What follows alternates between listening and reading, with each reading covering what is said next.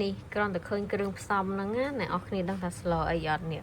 មានជីណាជីអង្វងមានស្វាយមានប៉េងប៉ោះមានម្ទេសហើយនឹងខ្ទឹមក្រហមហើយបើសាច់ពេញណាមានតំពងទាហើយនឹងត្រីងៀតទេនេះម្ហូបខ្ញុំថ្ងៃនេះគឺជ្រក់ក្រៅឆ្នាំងអ្នកនរគ្នាដូចអ្នកនរគ្នាឃើញអញ្ចឹងយើងមានគ្រឿងក្រៅប៉ុណ្ណឹងណាខ្ញុំមានស្វាយខ្ចីនេះគឺខ្ញុំយកទៅសាប់ហើយមាននេះខ្ទឹមក្រហមម្ទេសហើយដូចខ្ញុំរៀបរាប់មិញអញ្ចឹងណាហើយមានពងស្ងោពងនេះស្ងោឲ្យឆ្អិនល្អមកហើយនឹងត្រីងៀតនេះគឺខ្ញុំដាក់ទៅសាច់ចេះអ្នកនរគ្នានេះសាច់ក្រាស់អញ្ចឹងណាបាទនេះវិញទុកញ៉ាំជាមួយនឹងអាឡឹកឯនេះដាក់ត្រីនេះសាច់ច្រើនហើយយករសជាតិរៀងប្រៃ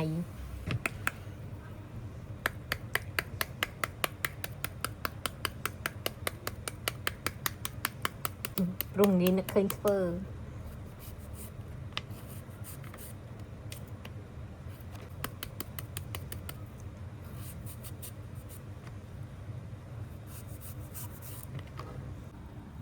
នេះស្វាយសាប់ហើយណាអ្នកនរគ្នាខ្ញុំសាប់អញ្ចឹងទៅវាល្មមវាអត់វែងពេកអត់ខ្លីពេកហើយក៏អត់ក្រាស់ពេកដែរតបមកខ្ញុំហាន់ពីងប៉ោះ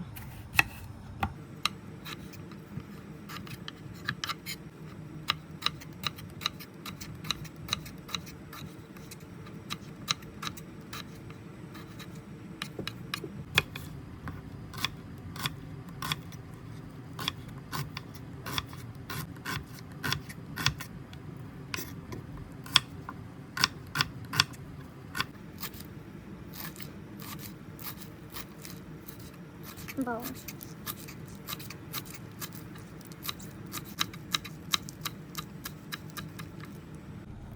ត្រីងៀតនេះខ្ញុំបេះដុំមកណាគ្នា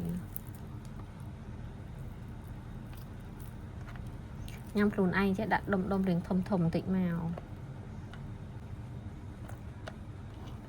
នេះរៀងក្រៀមល្អអាមិញហ្នឹងវាអត់តន់ស្ងួតល្អ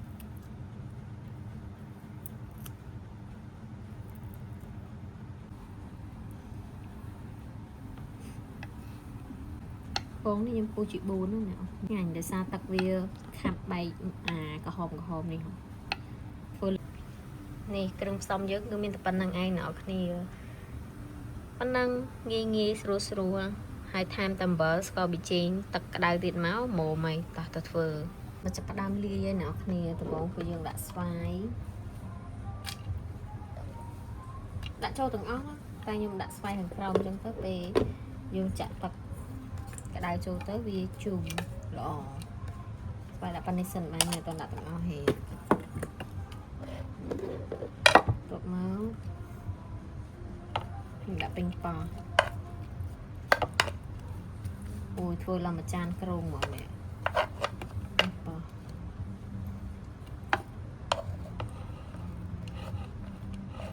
ត្រីងៀតទៅហើយនោះ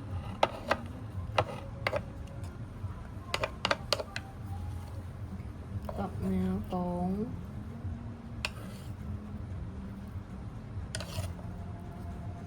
ជីហើយនឹងខ្ទឹមក្រហមយើងចាំដាក់ក្រោយគេណាកុំឲ្យវាស្លោបចឹងតបមកខ្ញុំដាក់គ្រឿងខ្ញុំដាក់រ៉ូឌីបន្តិចមកអំបិលហើយនេះស្ករហើយខ្ញុំដាក់ទឹកក្តៅចូល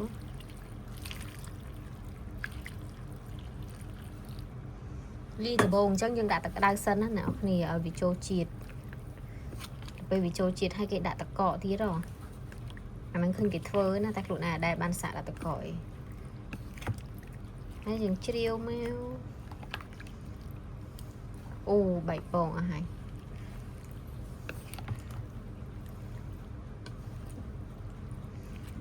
នេះតំណងដែរតា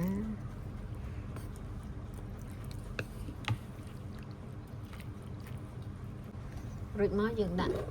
ជីហើយនឹងខ្ទឹមក្រហមចូលទៅ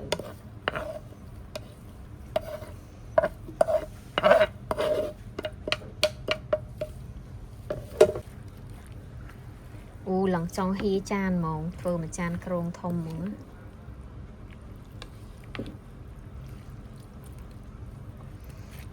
អូយឡើងឈ្ងុយ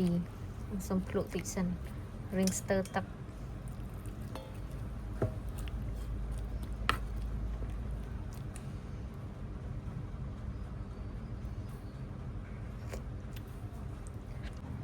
នេះចុងក្រោយដូរមកដាក់ឆ្នាំងវិញហើយ